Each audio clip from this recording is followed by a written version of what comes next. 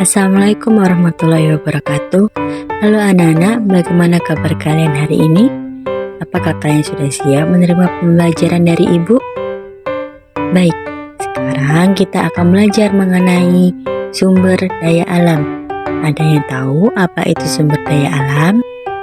Ya, sumber daya alam adalah segala sesuatu yang berasal dari alam dan dimanfaatkan manusia untuk memenuhi kebutuhan hidupnya.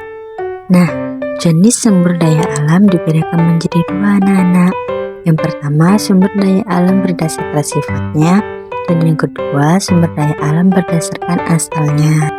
Adapun jenis sumber daya alam berdasarkan sifatnya dibagi menjadi dua, yaitu sumber daya alam dapat diperbarui dan sumber daya alam tidak dapat diperbarui. Pertama, sumber daya alam dapat diperbarui, yakni sumber daya alam yang tidak akan habis dalam waktu cepat, sebab alam dapat mengadakan pembentukan baru sehingga sumber daya alam itu tetap tersedia di lingkungan kita. Dan yang kedua, sumber daya alam tidak dapat diperbarui, yakni sumber daya alam yang jumlah terbatas dan dapat habis, dan apabila habis membutuhkan waktu lama untuk terbentuk kembali. Contoh sumber daya alam dapat diperbarui antara lain air, tumbuhan, hewan, dan tanah. Sedangkan contoh sumber daya alam tidak dapat diperbarui yaitu hasil tambang seperti emas, batu bara, minyak bumi, logam, dan lain sebagainya. Jenis sumber daya alam berdasarkan asalnya dibedakan menjadi dua. Yang pertama, sumber daya alam hayati, dan yang kedua, sumber daya alam non-hayati. Sumber daya alam hayati yakni sumber daya alam yang berasal dari makhluk hidup, misalnya hewan dan tumbuhan. Sedangkan sumber daya alam non-hayati adalah sumber daya alam yang bukan berasal dari makhluk hidup, misalnya air, angin, sinar matahari, dan lain sebagainya. Nah, sumber daya alam dimanfaatkan manusia untuk memenuhi kehidupan sehari-hari. Lalu, apa saja ya pemanfaatan sumber daya alam bagi manusia?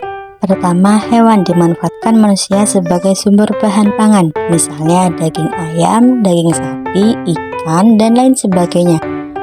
Lalu, sebagai bahan pakaian, misalnya ulat sutra dan bulu biri-biri, dan dimanfaatkan tenaganya, misalnya sapi dan kerbau untuk membajak sawah, kuda untuk menarik delman. Kedua, tumbuhan dimanfaatkan manusia sebagai sumber bahan pangan dan vitamin, misalnya bayam, brokoli, wortel, dan lain sebagainya yang bisa diolah menjadi bahan makanan.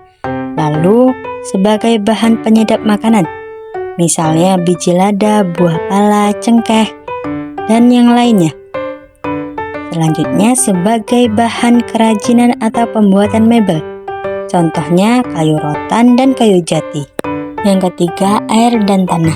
Air oleh manusia dimanfaatkan sebagai sumber air minum, masak, mencuci baju, dan aktivitas manusia lainnya.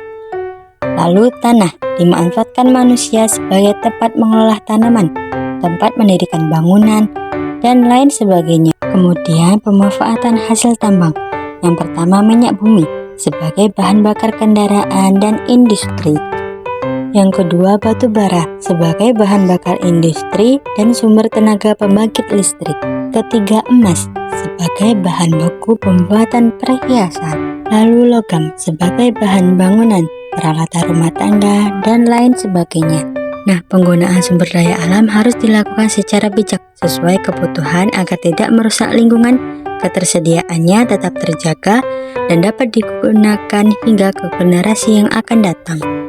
Lalu, apa saja yang bisa kita lakukan untuk menghemat sumber daya alam? Bagaimana cara menghemat sumber daya alam? Nah, untuk dapat menghemat sumber daya alam, kita harus menerapkan perilaku menghemat sumber daya alam. Seperti yang pertama, mematikan peralatan elektronik saat tidak digunakan. Yang kedua, berjalan kaki atau bersepeda ketika bepergian jika jaraknya dekat, dan menggunakan kendaraan umum jika jaraknya jauh. Ketiga, cabut kabel dari saklar saat tidak digunakan. Nah anak-anak, tetap jaga dan lestarikan bumi ya. Jagalah bumi, bumi akan menjagamu. Sudah cukup untuk pembelajaran hari ini. Ibu tutup. Wassalamualaikum warahmatullahi wabarakatuh.